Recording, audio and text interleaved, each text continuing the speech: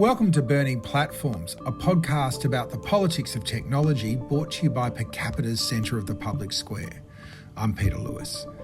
This week we dive deep into a new initiative to understand the role of trust in the relationship between society and technology with Professor Terry Flew. But first, our regular wrap on the latest from the information superhighway with Digital Rights Watch Chair Lizzie O'Shea and Health Engine CEO Dan Stinton.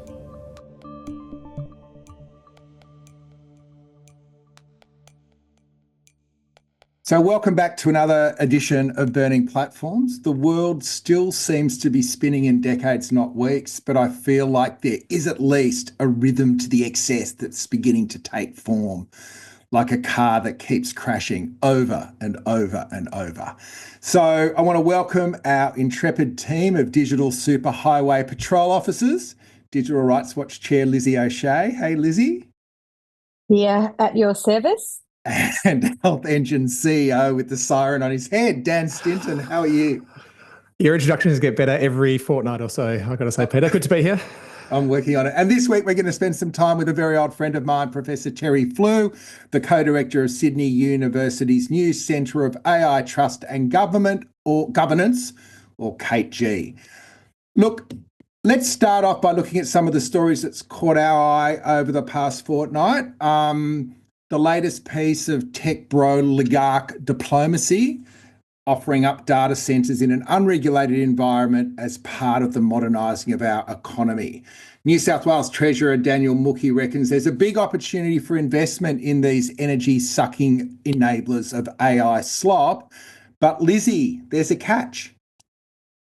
There is, of course. So there is now a lot of talk about how the AI revolution will work, as in how it will have the infrastructure necessary to continue to grow at the rate which is growing, which seems to be exceeding everybody's expectations every other minute. And one of the questions is where data will be able to be stored. This is a limitation on the advance of this kind of technology because they just can't build data centers quick enough.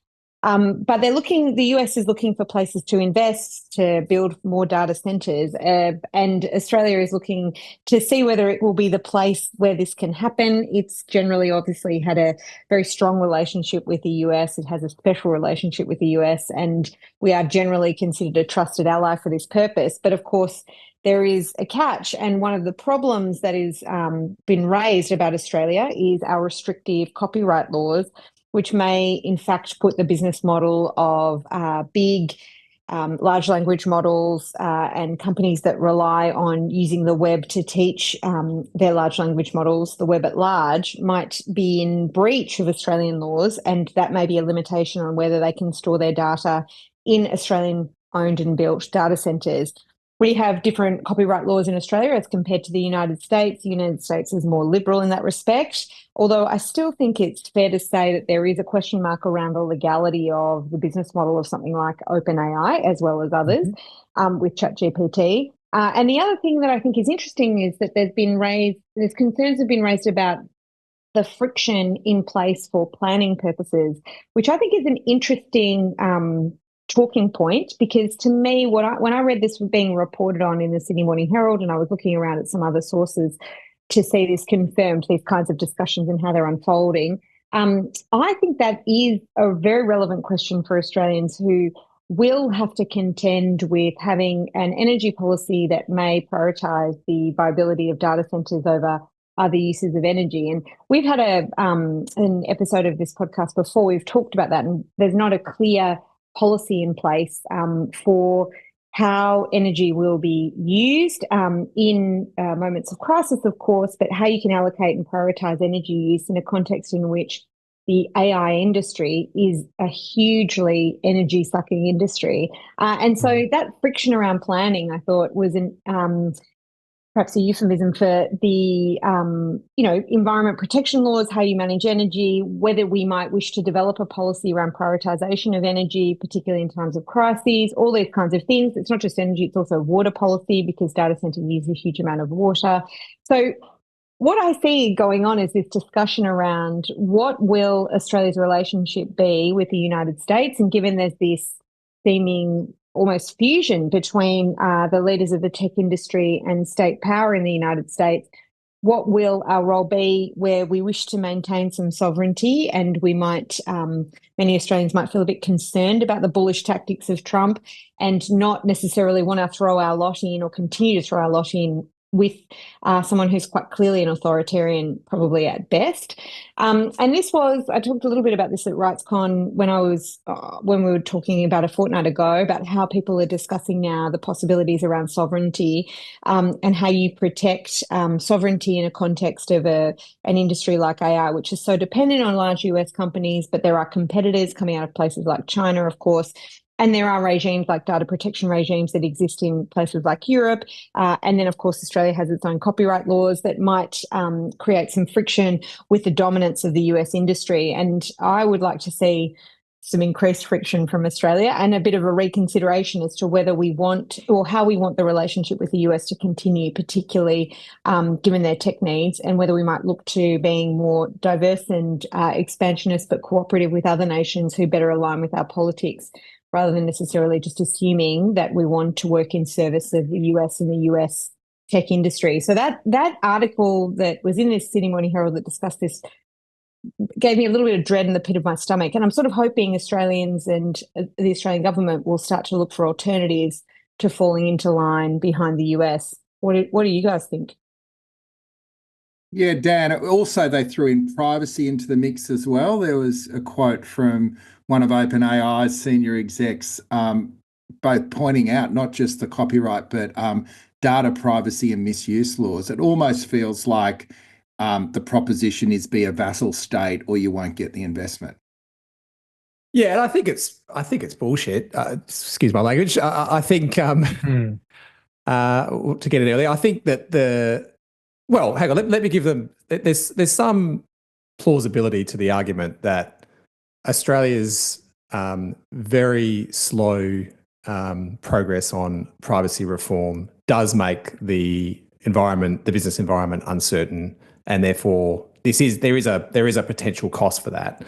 And that's on the privacy side of things. On the copyright side of things, we're then compared with. We've got the regime in place, which Lizzie just summarised, and you compare what the UK is floating with their AI Copyright Reform Act, where they're basically saying that they're going to provide an exemption to AI companies to be able to train on any copyrighted material for the purposes of developing their models and not have to pay anything for it. And Australia doesn't have that and shouldn't have that, but it does make it difficult for us if you're looking at places to invest in these data centres. But I've got to say, I just think at the end of the day, this is just very minor considerations. Australia is such a great place for these data centres. I mean, I understand the environmental concerns, but I think that because we are going to be increasingly a renewable energy superpower, we are such an obvious home for these data centres, which are going to be increasingly about the cheap availability of power. And Lizzie, I take your point. There's prioritisation. They need water too. We haven't got so much of that. True. And so, look, it's not like you can say the whole of Australia is perfect for it, but certainly I think large parts of Australia are perfect for it, and I think that the economics of that are ultimately going to win. And by the way, I think Australia should be building, way more data centres here. I mean, if you compare, I think we spent about. I think it was about 40 billion on data centres in Australia last year, and that compares to, I think, over 250 billion just from the big tech firms in the US alone last year. So it's a pretty, I mean, it's not bad on relative terms, but it's a pretty small percentage. And when you consider the potential of the market, I think Australia building more data centres here will provide the foundations, which will then, as we talked about on our last show, hopefully provide the foundations for Australia to develop its own local models, AI models as well over time. So I just think this just feels like a bit of posturing to me, and that the economics are going to win out. Can I ask you though, Dan, do you think they're lucky to have us or we're lucky to have them? Like the vibe coming out of the US is if we don't change or some of our laws or resist privacy reform, there's a risk we won't get that investment. But you seem to have a different framing here that in fact we're the logical place to invest. So we should be throwing our weight around with the US. Is that your understanding of the geopolitics of it? Yeah, I don't know if I'd be that blunt about it, but yeah, I'm probably more towards that end of the spectrum. I just don't think that, I think that the economics of investing in these centres in Australia and the stable country that we are and everything else makes us a logical place for investment. And I don't think us having woeful as it is, unclear privacy regime and restrictive copyright laws will prevent that from happening. It might slow it down a little bit at the margins, but I just can't see it having a massive impact. And furthermore, it's not just about these big US tech firms investing in Australian data centres. Australia should be investing in local data centres for Australia's own sake. So I guess it's we should hold our nerve. Well, we'll talk about this a bit more detail when we dive deep with you, Terry, later. But just as a bit of a taster, this kind of notion of extraterritorial sovereignty is a real issue, isn't it? Particularly in the wake of the executive order that was issued over the crazy early months or early weeks of the Trump regime. Sure. I think, the sovereignty issue really came to the fore with the Snowden revelations a decade ago. But I think, not to preempt our discussion, but there's always been this possibility in relations between the US and other countries, but it hasn't arisen because previous administrations have not pushed it as hard as this administration appears likely to do so. I could go on, but we probably should move to Dan's contribution, which may be a cry for help. But you've been looking at some of the ways that Google is using AI to let Google do the Googling for you. It feels like early stage enshittification of that platform if it no longer needs businesses to drive their search engine optimization model. But what are your concerns and what do you make of it all? Yeah, this is a bit of a glimpse of the future, and it's a pretty scary one for a lot of Australian business, well, a lot of businesses globally, I've got to say. And it was prompted by Google have just launched a new product, albeit on a limited basis, called AI. I think it's called AI Mode for search, and it's only available at the moment to subscribers of Google One's AI premium service in the US. I'm a subscriber locally for what it's worth, but it's not available to me. But nonetheless, there's been lots of reporting of this out of the US. And effectively what this is, anyone who's done any Googling over the last couple of years, and that's pretty much every adult Australian and most kids, will have seen... DuckDuckGo still. Yes, there's a few community radio holdouts like you, Peter, that do that. But it's not very good. Nonetheless, most people, the vast majority, would have noticed that there are AI summaries that appear at the top of an increasing number of Google searches. And, they're usually taking up a quarter of the page. There's still a lot of blue links beneath that. So, but they are already having an impact, by the way. So, I've spent a long time in publishing. Lots of my friends that I talk to that are still in publishing have seen a decline in the amount of traffic that is being referred through to them from Google. But albeit on a relatively sustainable level at this stage. Now, what the AI mode preview that Google have experimented with or trialed on a small basis in the US shows is effectively them just moving the goalposts massively and becoming, more like a Perplexity or an Answers mode, where you ask Google a question and it basically goes and crawls the web, pulls back in information, summarizes that on the one page, and it just removes the need for a user to click through to the subsequent website. And I just think that has the potential to absolutely undermine or shift or change the fundamentals of the digital economy. Publishers, if you take The Guardian as one example where I used to work, half of our traffic came from Google. And I still thought that was an unfair bargain, by the way, which but we won't have that argument again. But nonetheless, half of the traffic from Google came from them. And if we see a decline of Google where this drops to even half that amount or 25% of that, that is going to have a massive impact on both the advertising revenue and the number of consumers that see the content and therefore subscribe to become a reader revenue subscriber in whatever form. And I think that this is huge. And what concerns me about it is this is the start. As ever, publishers will be the canary in the coal mine. They're the ones that will experience the downside of this first, those advertising-based business models and the like. But if you look at where AI capabilities are going, the ability then for Google to operate as a personal agent and then go and book your holiday or your healthcare appointment or what have you, it just removes the need for a whole bunch of these sort of other, albeit smaller, but nonetheless very, very important services that rely on Google traffic in order to complete a more niche service for a consumer. And that's going to really, I suspect it will drive a lot of businesses out of work and it will result in an increasing power through towards Google. So you changed your tune, because I remember late last year you were going, we won't need Google anymore. We'll just do an open AI search. Will answer all my questions. So things have changed. Well, I did say at the time I would come to regret that, and it happened, what was it, 11th of March, and I'm already regretting it. But I mean, look, I will say this, one note of optimism, which is probably going to sound defensive, probably because it is. For me personally, I mean, I've got the ChatGPT app on my Mac and my phone, and I would use that. It was probably half the time instead of Googling at the start of the year. I would say it's close to 80, 90% of the time now. It's far quicker, far more efficient, far better. Maybe more and more consumers will end up doing that. I just hope they do it fast enough that it's not just Google that's the only service or service that's offering it. Sure. If I could just make an observation here. Google consistently held 90% of search for a very long time, and it held that irrespective of what other search engines became available. But clearly, there was a new form of competition from AI. So to take a study from 2024 of Harvard undergraduate students that found 95% ChatGPT use. What was also apparent was they were using Google search less, and they were using Wikipedia less. And if they had paid services, they were using them significantly less. So I think 2025 Google is different to 2023, 2024 Google. And I suspect it's probably moving in the directions Dan has outlined there, which have major implications for publishers and for news businesses. But as you say, probably significant implications for a whole lot of businesses that are reliant on that traffic that drives some search. Should we be worried about the downstream effect, Lizzie? Yeah, although what I would say is,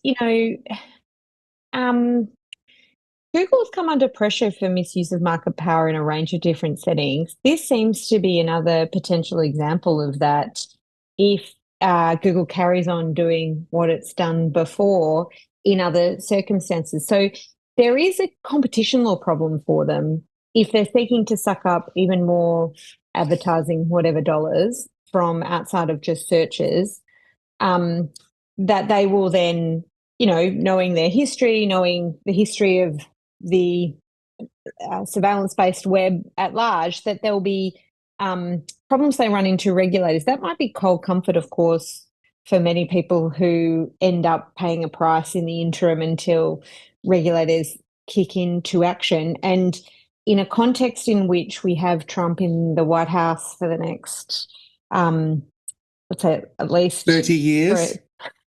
3.5 years, then you do wonder who will do the work of holding them to account for potential misuse of market power like that. I mean, who knows what they'll do with this, but if it does go the way that we're talking about now and that you're imagining, Dan and Terry, then I think there is a real competition problem. Like, I understand regulators had trouble. The Digital Platforms Inquiry, I'm pretty sure the ACCC released data that said that the dominance of Google as a search engine had only dropped a couple of percent. So I think from 98 to 96, or perhaps it was still even higher over the time that they've been working on this issue. So competition law, I don't think, ever got on top of search as a function of competition law, or what the dominance, how competition law could address the dominance of search. But search was monetized in a different way, right? And this has got greater potential to be monetized in a much more destructive way for lots of other markets. So I do wonder whether it will be tolerated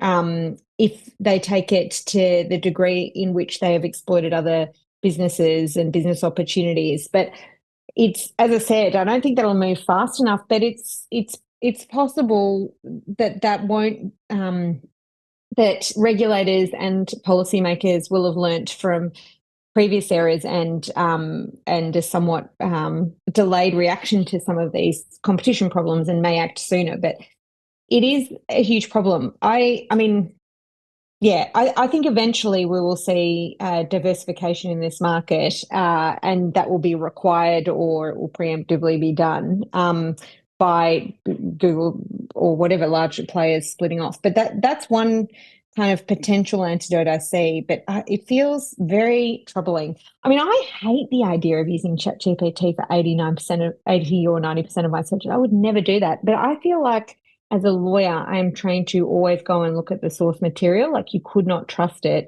And I don't know how you trust it, Dan. The hallucinations and also the sense that you're getting a corporation filtering the answers. Like, I noted in the discussion about this, Well, sort of was Google very are filtering reluctant. the answers otherwise, though, in fairness. No, it's of just one course, but corporation. totally. Well, that's why I don't also like always trust document summaries done by other AI agents. Like, I think there's going to be a whole practice now in verification and, getting into the weeds and details, and that being the added edge that you might provide as an analyst of documents or whatever it may be, if you're in the professional services industry like me. But I do think I'm sort of surprised that you would trust it that much, especially in the context in which it's still so ropey and prone to hallucinations. And I don't know. But yeah, I mean, I know you think I'm into like the cottage industry of links, Looming. but Very, very quick point. You can. It does still come with links that you can verify if you're searching something which is, in need of verification. I guess what I have noticed is that the volume of queries that I'm undertaking is substantially higher because it's just so much easier and more effective than it used to be. So I'm also searching more, albeit with ChatGPT rather than with Google. But perhaps we'll save the product discussions for the next podcast. But just to round out, like what will help you sleep at night? What would you like to see happen at this? It's not the inflection point. It's the point before the inflection point. Like what would you, if you were king of the world, if you just won the presidency, what are you doing? Well, I think two things, or maybe three. The first one or two we've touched on. That is that the reason that Google is able to do this is because they have scraped the entire internet, including a whole bunch of copyrighted material for their advantage, which they have not paid for. And surely there's got to be some pushback against that, which is why I think that what the UK is proposing is the exact wrong remedy. And privacy plays a role here too, because if we had more stronger privacy laws, then it would at least create some friction which would reduce things. But I guess the other one is what we touched on at the end of last year, or what I touched on at the end of last year.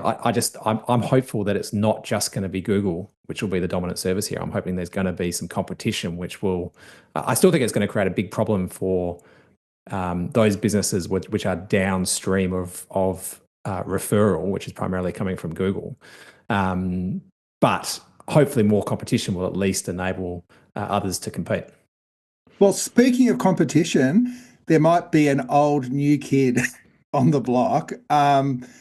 It's interesting to note a social media platform that kind of peaked in the earliest 2000s, Digg, which was an upvoting content aggregator, is putting on the flares and the flannies and re-entering the fray. It was built at the time as the front page of the internet, giving power to its communities. It was the main competitor was actually Reddit, and Reddit ultimately won. Digg was sold off for spare parts to LinkedIn, but now founder Kevin Rose, who's kept the dream alive with a very irritating bro podcast called Digg Nation, which is sort of a drunk history for tech, is teaming up with one of the Reddit founders, Alexis Ohanian, to relaunch Digg. They've received seed funding, they've employed engineers, and they've even issued a press release and a YouTube clip. And here's the pitch. In the current social media landscape, community discourse has grown increasingly combative, cluttered, and exhausting. Users are bogged down by misinformation, spam, and the emotional toll of navigating hostile interactions. So this is from their press release, by the way. The upcoming relaunch of Digg is offering a solution by combining Ohanian and Rose's historical knowledge and deep understanding of what has and hasn't worked from their experiences at Reddit and Digg with today's technological advancements, particularly AI. Digg plans to become an online destination with humanity and connection at its core. Now, I'm interested in this for a number of reasons. One, I haven't found a social media platform to call home since Twitter and shitified. LinkedIn is just too yuck, Blue Sky too much like old times without the good times. Two, it's based on endorsing actual news content, which I suspect is a solid foundation. And upvoting is what Audrey Tang would call a pro-social activity. It's not about sharing without reading or raging or dissing. It's just endorsing things you like, which is the anchor of the V, Taiwan and Polis model. So I've signed up to be a guinea pig, and I'll keep you all posted.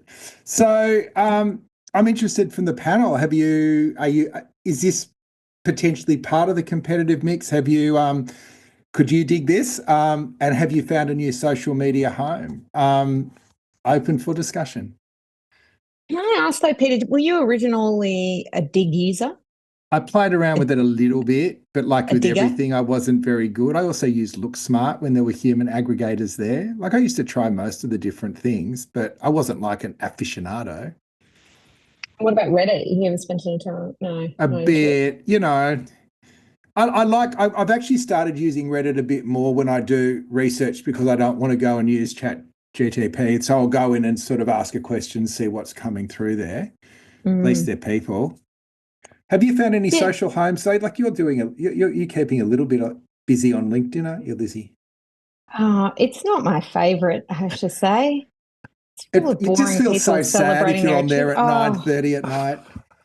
I know, it is depressing. I mean, I must say, I did used to love like Arts and Letters Daily, and I used to have that as a landing page rather than say Google, because I sort of like the idea of displacing, the empty search bar with like somebody's curation of what they think is important. Like I'm the person that used to, and I still would, if I was allowed to have a TV, but my parent doesn't want one. But I used to watch the 7 p.m. bulletin because I wanted somebody to curate what they thought was important for me to get a digest of it. And I still do read like email newsletters for the same reason on a daily basis. So I think there is a role to play, or like Democracy Now, something like Democracy Now, which is a specific kind of news service for a specific set of people like me. And my I do wife. think I do think in this day and age where there's an information overload, there is still a really important role for aggregators and finding that community of people who are doing that aggregation for you or curation for you that you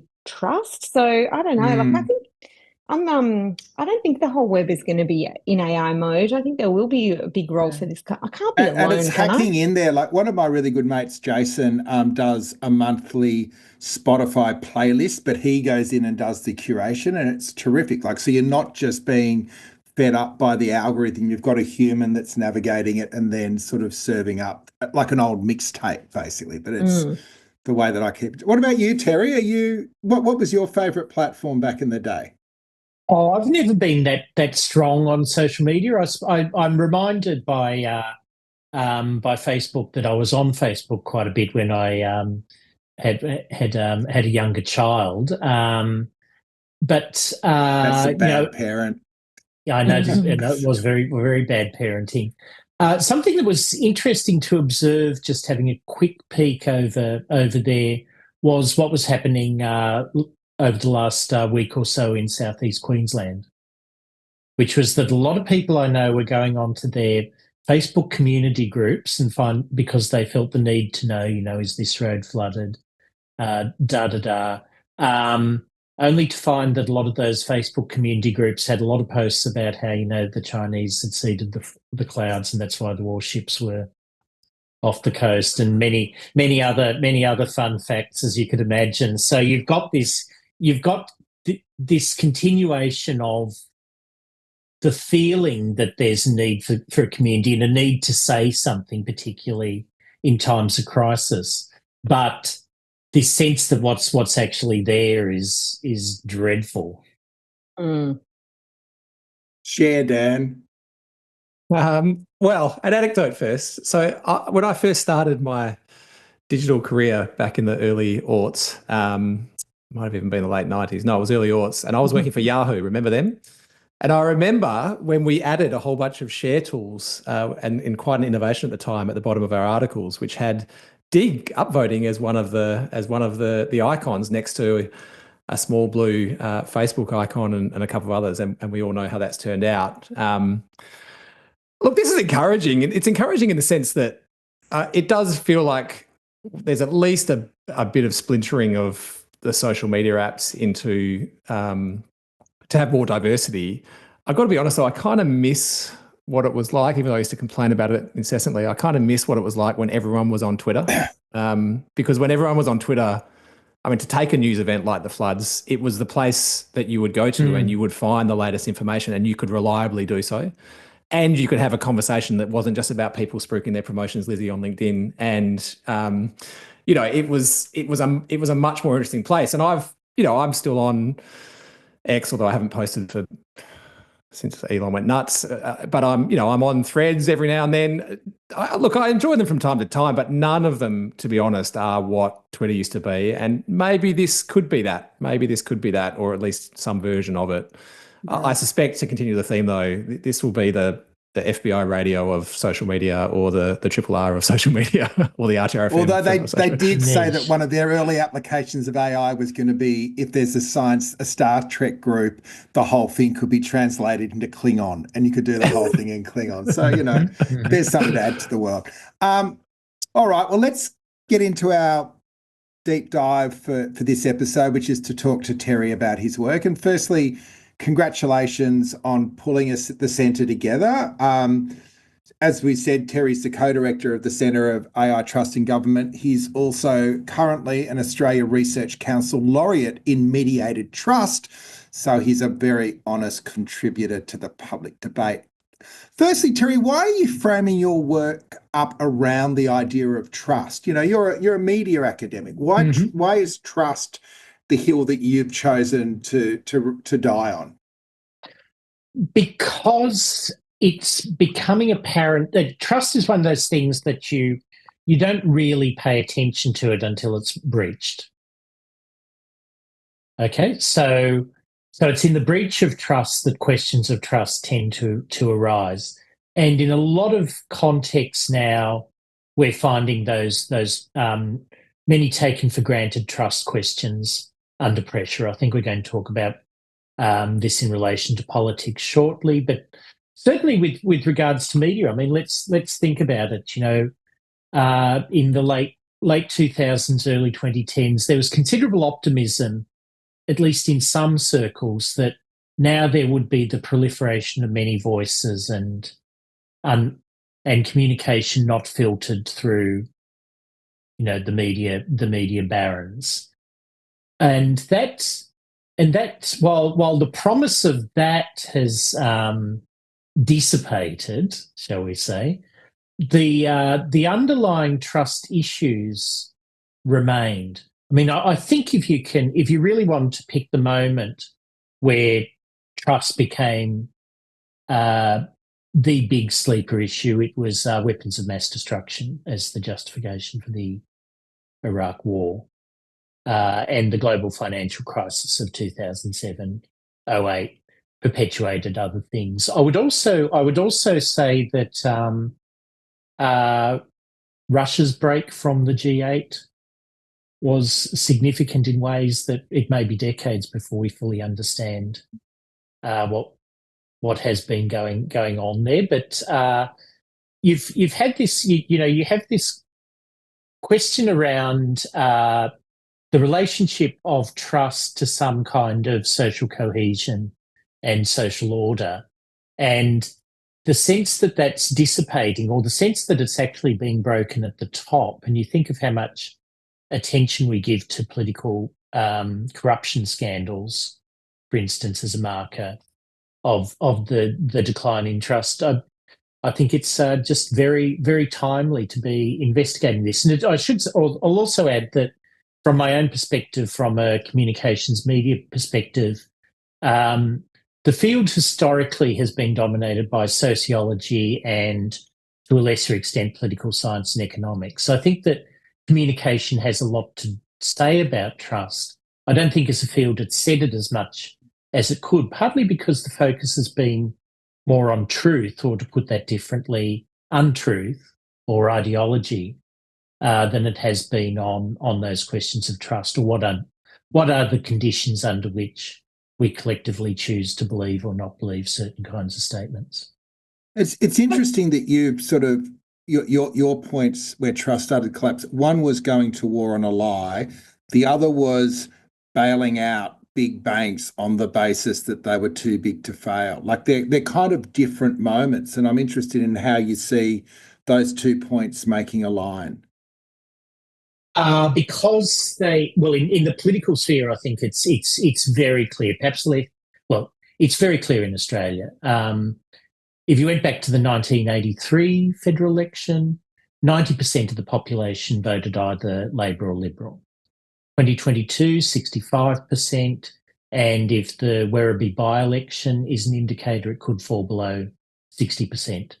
What you have throughout Europe, and it's very well mapped in the European context, is the rise of populist parties. And I think we need to, be alert not only what they're speaking for, but what they're speaking against, and what are the sentiments out there that they've been tapping into. I think possibly people on the left have been a bit too quick, shall I say, to pin this down to racism or cultural nostalgia, etc.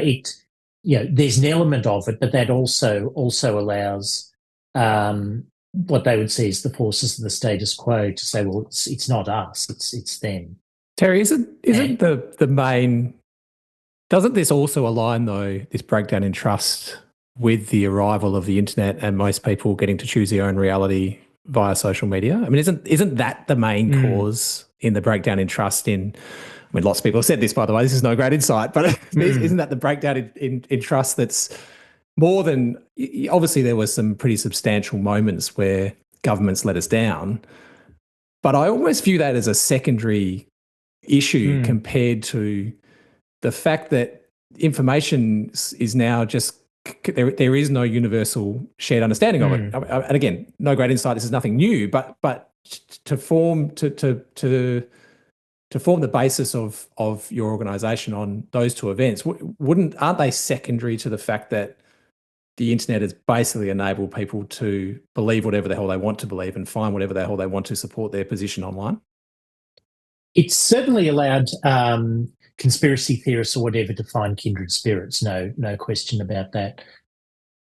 I think what you're describing there, Dan, is what's referred to as first order and second order information issues. So, to second order, we accept that there are biases, there are differences of opinion, there are different if you like ontological standpoints. There are different ways that we come to ways that we come to the world and how we frame events in the world.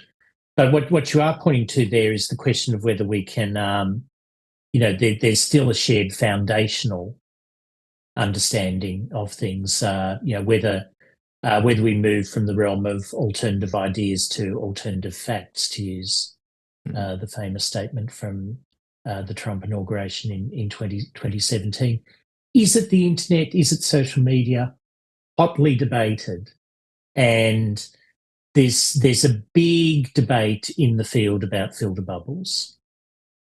Or do people choose to largely cluster with like minds and shared viewpoints, or has the internet allowed people to range out and get a wider range of information? Very possibly both. Which is tricky because you want to study. Doing a study of these things. You want to have one problem to solve and one answer. It's very possible you might have to hold two realities in place at the one time.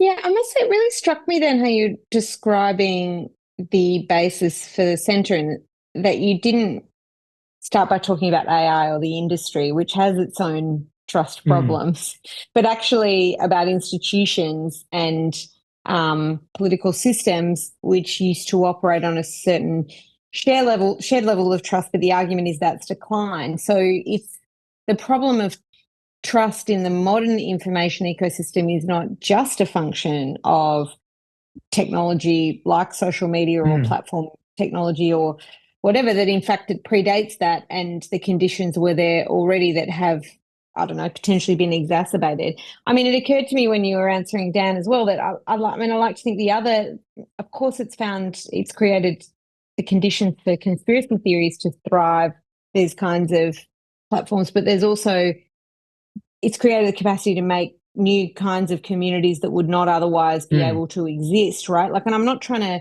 be too Pollyanna about the positives here as though they're equally weighted with the negatives. I mean, I think it remains to be seen, but that's not nothing either. I mean, how do you think that's sort of an aspect of trust that is potentially also positive in terms of your research? Like if the decline in institutional trust in institutions is a problem that has predated the internet age or the social media age? Is there the capacity for social media to provide an antidote to that as well as exacerbate it?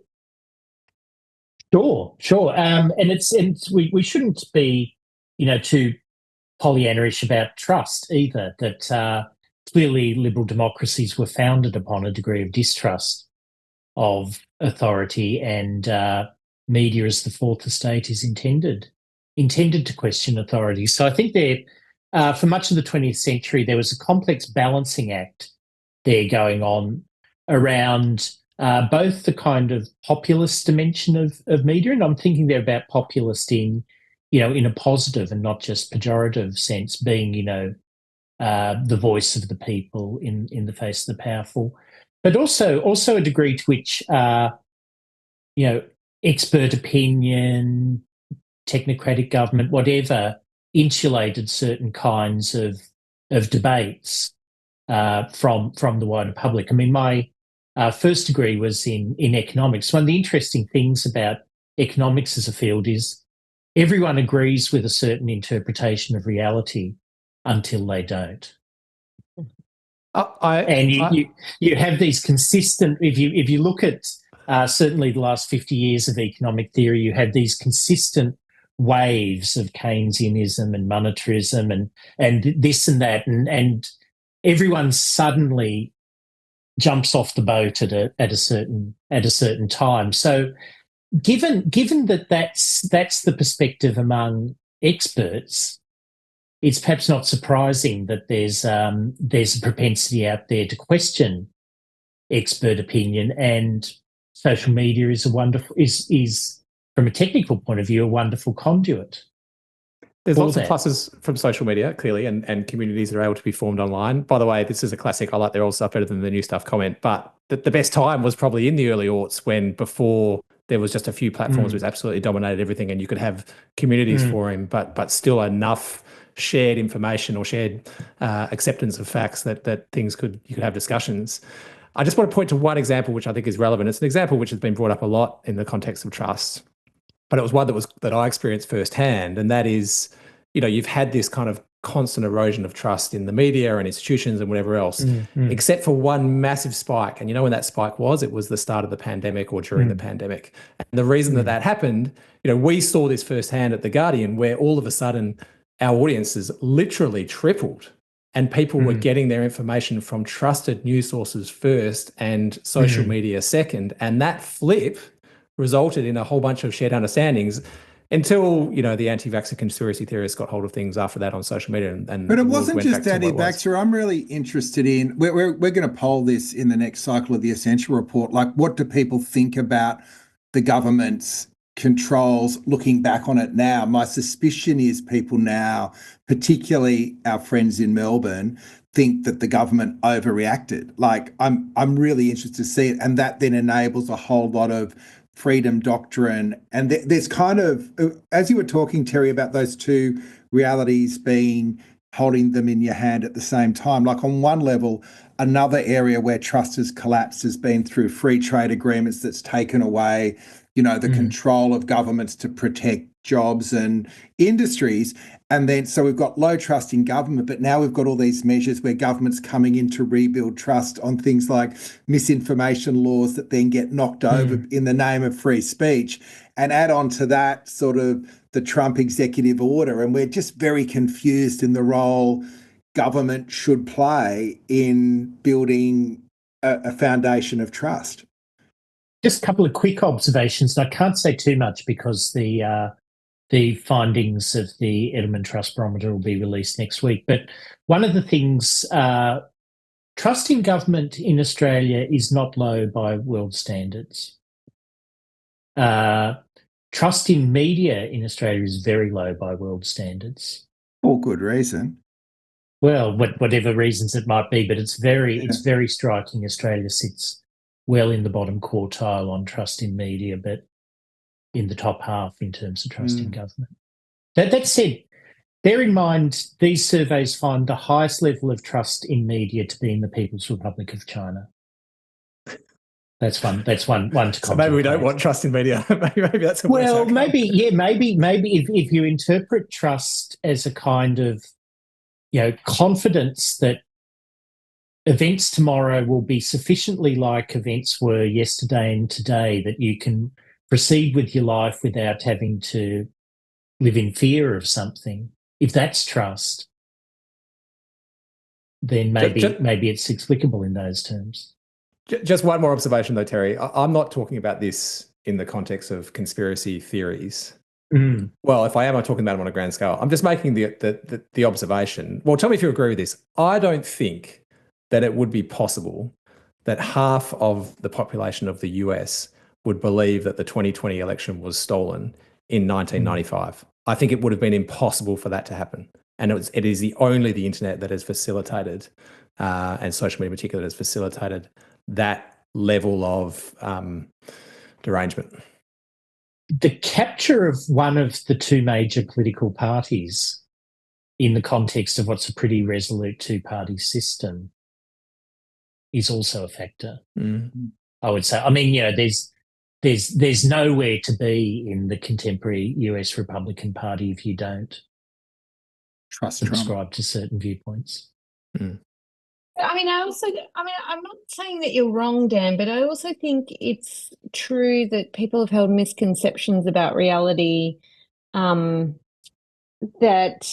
can be politically very potent for a long time. Like, that's not particularly novel. Like, it's, I don't think, as I said, I don't think you're wrong about that. But we have had many governments for a long time that have acted in the interests of a small group on a number of different policies, not necessarily the majority, even though that they're elected by. Yeah, so it's social media has exacerbated trends that already existed and in fact have been very potent still and effective in managing or producing a form of governance that doesn't work for many, many people, which is not to say that it's just like it was before, but I think we do have to be a bit more careful about how we understand the problem or multiple problems, because the reaction or the regulatory response is obviously going to be pretty important. Or one of the ways through the confusion you're talking about, Peter, is it does depend on the problem you're trying to solve, right? Like, that's articulating it and then, articulating how the proposed solution relates is a pretty important task. And like in the mis and disinformation bill, I don't think that was necessarily done effectively, for example, because there's so much confusion around the source of the problem and what we can do to address it. But that doesn't mean there is no way to address these things, or that there's the problem doesn't exist. I don't know. Maybe that's your job, Terry. You can tell us what the problem is. Yeah, if only we had an academic in the house. Yeah. Well, yeah, for sure. I'm sure there's one of those about. But just be aware, there's a couple of biases happen in trust research, and particularly in how we talk about it in the public domain. Decline in trust is newsworthy. Stability in trust is not. The absence of evidence of declining trust is, a dog didn't bite person issue. It's not newsworthy. Elected rep does something in the public interest is not news. Corrupt. Behave sensibly. Works. Yeah. That's right. Footballers behave well on end of season trips. that sort of thing. So there is that bias towards finding a crisis in trust. There is certainly the propensity. I think there's something else that's going on, which is the competition within the media space now, I think is very interesting. So the competition between the established mastheads and various insurgent outlets, possibly including burning platforms, or indeed Time for Trust, if I was to get a quick plug in. Yeah, we'll definitely link to your one, Terry. You'd be surprised the influence we have, Terry. That's right. These are within what we understand as media, and they sit alongside social media influencers. There's a whole lot of there's a lot more competition out there in the attention economy, and it has certain ways of driving driving the ideas that are put out into the public domain. We're talking about Digg earlier there. I noted this week that We Are 8 packed up its operation in Australia, and it promised, non-toxic, non-sensational, non-partisan content. How did that end? That's right. There wasn't a market. There wasn't a market for it. That's more a story, I think, though, of the power of a network effect. And starting a business from scratch like that the odds were so far against it. I wish it had succeeded. But it is related, though. But in that context, can I ask you, Terry, what you make of things like state-owned media? Like the ABC, as I recall, is a high trust institution, but that's on the decline. Like, in what circumstance do you think you can look to state-owned or equivalent formats, even if it's not directly controlled by a minister, independent but publicly funded news media as an antidote to some of the problems you're describing? Do they struggle? I mean, it feels like they are also starting to struggle with governance problems internally themselves, but they do benefit from not having to be beholden to profit as the governance mechanism, which is a source of mistrust. The last survey I was involved with on trust in news, let's call them news brands, which was 5 years ago. And we are doing some international work as part of this project. Found that, yes, ABC highly trusted, SBS highly trusted. Sometimes SBS is more trusted than ABC, which is interesting. Also trusted outlets like the Australian Financial Review. And I think that might be partly to do with its constituency, its the type of content that it has. More with the interesting exception of The Guardian, established mastheads more trusted than newer outlets, larger trusted more than smaller. Not a significant level of distrust in TV news, and not much variation between the news brands. So you could overstate the extent to which there's been a collapse in trust in TV news, for instance. And I think you'd probably find in the ABC with distrust in the ABC, a lot of it is less around the news than around other content areas. I feel like we've had a very deep and interesting preamble to the main game for you, which is then to take the way you look at trust into the way we think about AI. So I wonder if you can just talk about where those two sort of storylines intersect. Yeah, well, I think for the first issue around trust in AI is, I think part of it is distrust of the people who are developing it. And these are not new kids on the corporate block by any means. They are very familiar figures who have indicated that they would politically turn on a dime. The political transformation of Silicon Valley over a 30-year period would be an absolutely fascinating story to track, because historically this was a bastion of I guess right-wing Democrat or libertarian politics. So some of it is that with people. I mean, it's interesting about we're coming back to the search issue, that it may well be that users trust AI generated search results more than they trust links. That they may. Lizzie's point might be a terrible outcome, because they still hallucinate. It might be, right? but they look at the New York Times. The New York Times, they're going to say. Whereas the sort of the godlike status of the AI generated outcome, or the but AI needs our trust, because if we don't, like, they're banking on everyone using it and accepting a new way of constructing truth and realities and services. And if that trust needs to be earned, doesn't it? Yeah, that trust is very, very mixed in the current environment, I would say. Although you start to get to an issue around to what extent is the AI-ness of things creeping up to a point where you would no longer recognise its AI-ness? An example I sometimes give is references. More and more references are going to be AI generated, but were people making hiring decisions based on references? When was the last time people received a candidate reference said, "Don't hire this one"? So it's well, you only get that in a phone call. Yeah, that's like right. talking to a human or a bot. But we have a sort of where you've had essentially pro forma communication.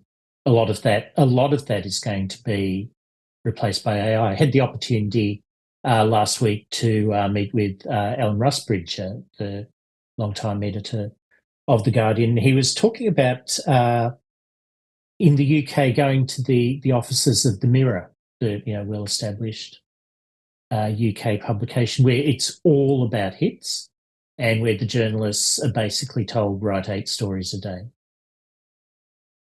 And looking at this environment, and of course, what they're doing, they're just ripping content from media releases or wherever and putting it up as a story, and all that will be replaced by AI. And you'd suspect that the people who are doing it probably deep down know that that's what's going to happen. So to round it out, Terry, so Kate G, what's she going to be focusing on over the short term? Well, I think one of the big priorities, at least one of the ones that interest me, is what AI means broadly for the creative industries. And I feel that these debates are not completely new, and we shouldn't start from the proposition that they're completely new. But there are elements around the relationship between data extraction and data use that are absolutely impacting on these industries. At the same time, we will see more and more forms of creative content that are AI generated, whether they're good or not, will be something to watch for. But they'll in some respects they'll shift the goalposts. In the same way as electronic music shifted the goalposts of what we expected from live performance, for instance. So that's one thing. Law and policy generally. Education. I think there's enormous issues in the education space right at the moment. And I think because AI is fundamentally about questions around the future of knowledge, it puts education in the centre of the frame. So, for many of my colleagues, AI went from something that they knew went on in the engineering faculty but didn't need to otherwise worry about, to something they worried about very intensely at the moment where GPT-4 dropped, and it was very apparent that it could produce a perfectly serviceable 2,500 word essay. And the 2,500 word essay has become the Big Mac of mass higher education. So this relationship, but the idea that assessment provides the benchmark of learning, and that we can generate these forms of mass industrialized assessment that will be reasonable proxies to learning, that's fundamentally challenged in an age of AI in ways that could be good. Ways that could absolutely be good, because they might point towards different ways of approaching the relationship between learning and knowledge. But they're not good for the business models of the higher education sector as it currently operates in Australia and elsewhere. Can't be alone in thinking. I'm not too sad about the death of the 2,500 word essay, I must say, but it does pose a particular problem for you. I personally am very excited to see what Kate G produces. I also love that she's called Kate G. She sounds like the extra member of the Spice Girls. It's awesome. But also named. I reckon I'm going to trust her though. Yeah, exactly. Anyway, I'm very interested to see how this all works out. We really need this work, Terry. We need to generate our own bot. Give it to Dan so he can start using it for search. It feels like Kate G is going to be quite insurgent though. Like when you're talking about sort of questioning the play in culture and in law and in education, it's actually about breaking it down and challenge and like building trust by breaking down the idea that this is an all-conquering, all-seeing technology. To actually, maybe the trust is earned by a bit of humility in the sector as well.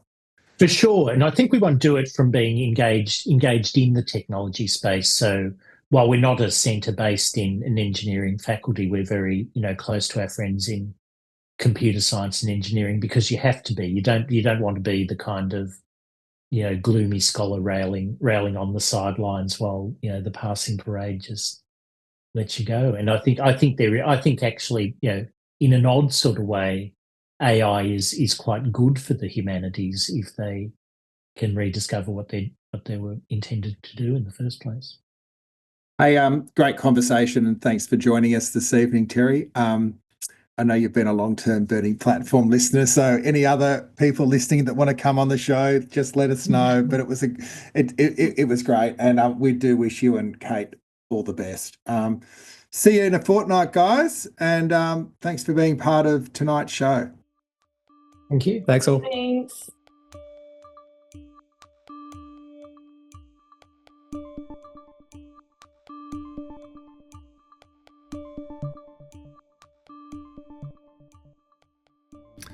And you've been listening to Burning Platforms, recorded on March 11 and produced on Naarm land by Rebecca Connell.